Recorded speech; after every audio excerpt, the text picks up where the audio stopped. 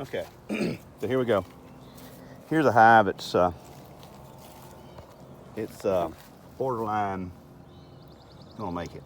It's very small cluster. It has come from a very small hive last summer. It never did get very big. I was actually able to raise this queen, but never did get a lot of big buildup from them. And yes, I should have just combined it with another hive, but I didn't. I'm trying to learn some stuff here. But what's going on here, if I'm not mistaken, there's a condition that bees go into. It's almost like they're in suspended animation. They're not frozen, they're not dead.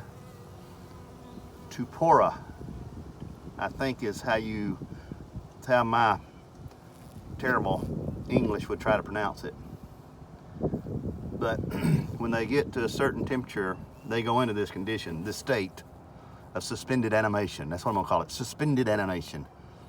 And as you can see, there's movement, and even down inside. I'm not gonna bust these two frames right here apart because that's where the cluster's at.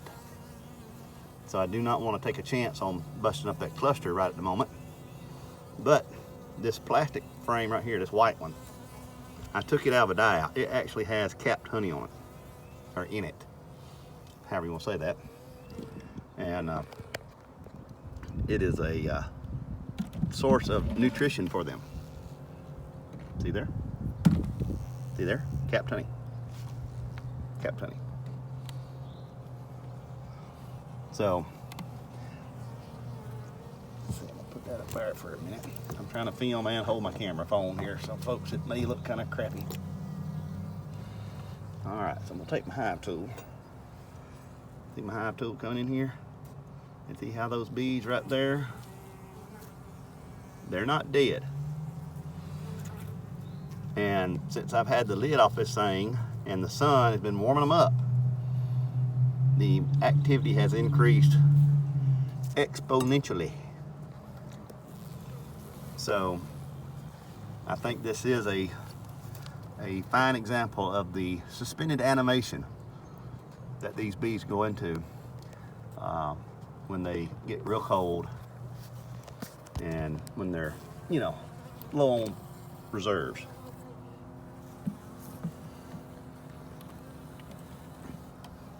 So I'm gonna put that frame back in there with the honey, capped honey on it, slide it over to the cluster.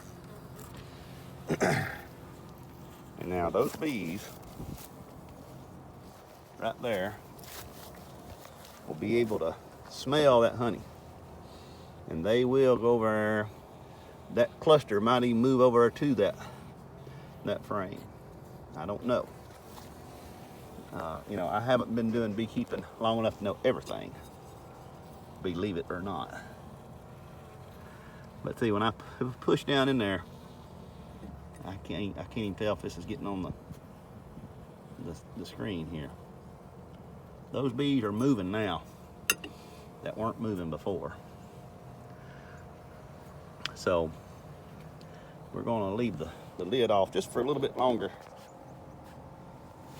Let them warm up some more. At the same time, I'm being real careful that I'm not seeing other bees from the other hive come into the top here, because if that starts happening, there'll be a robbing situation start, and that is what I do not want. I had trouble with that all last fall, robbing. I truly believe that's why I lost some of my hives that shouldn't have been lost because of robbing situations. But yes, those bees are now moving. They were, if I was less knowledgeable than I am, I would have swore this was a dead hive. Would have swore it. But I do know enough to know that there is a condition, and you can look it up, Torpor, and I'm sure I'm pronouncing that wrong, that these bees were in. Now right here's a bee, and she is working on some granulated sugar that's been left over. But this is just awesome. These bees are coming back not to life, but they're just, they're moving. They're warming up. This sunshine is warming them up. And it's gonna be just a matter of time before they tap over to that white frame right there and realize it has nectar. I mean, it has honey on it. And this could be the difference between this hive making it and not making it. That little bitty one frame of honey.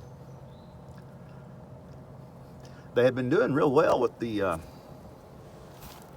campfire sugar. I mean, you can see how they've worked on that. I mean, they've really used it. All these hives out here have used that this year, but this one right here was just, yeah, see that bee right there is now moving. When I moved that brick up there, that bee, like I said, you would have swore it was dead. Even I would have, and I'm supposedly a beekeeper. I'm gonna kind of help them out here a little bit and maybe bust some of the caps off that honey.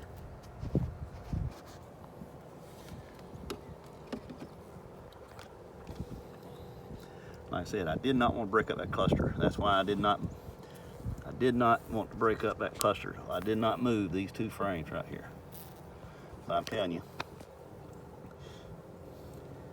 you could almost say these are Lazarus bees because they have almost, it's almost like they've come back to life. It is unreal. Let's see how long we've been. 6 minutes into this video with the sun shining on them. And they are really, this is weird. And you see that there on the end? Yeah, well, it stopped. Like that one bee was feeding the other bee. And I'm sorry if this video is bad, but I'm trying to video in the real bright sun. And the sun's behind me.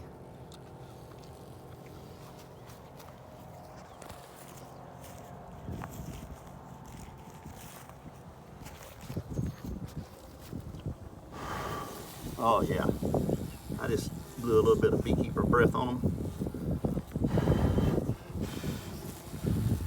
Yeah, that is a great sign. These bees are fine as far as they're not dead. Now they may be close to it, but like I said, I just added them some victuals in there, and I feel sure it's going to be warm enough, long enough today that they'll be able to get over there, possibly even move the cluster over, and I'll be able to take advantage of a situation where a hive died out on me. I'm trying to get my pocket knife out, and of course I just dropped it.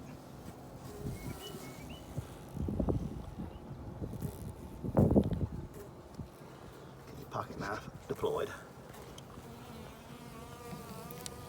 Oh yeah, look at that. Can y'all see that? No, you can't. I'm digging into that honey in there.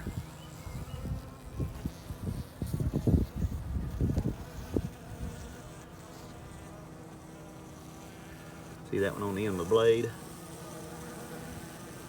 Got her mouth part stuck out.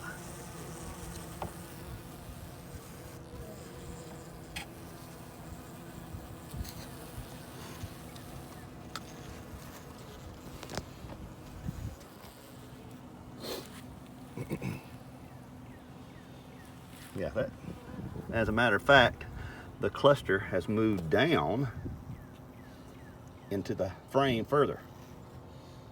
So they've actually moved down since they started moving around. And look, right where I raked off my knife blade, those bees have covered up that honey.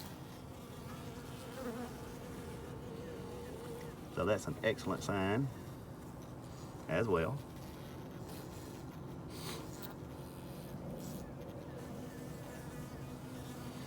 So anyhow, I think we got some good film. So, G-Banks Homestead, or Hobby Homestead, is the way of life. Subscribe and like. Bye-bye.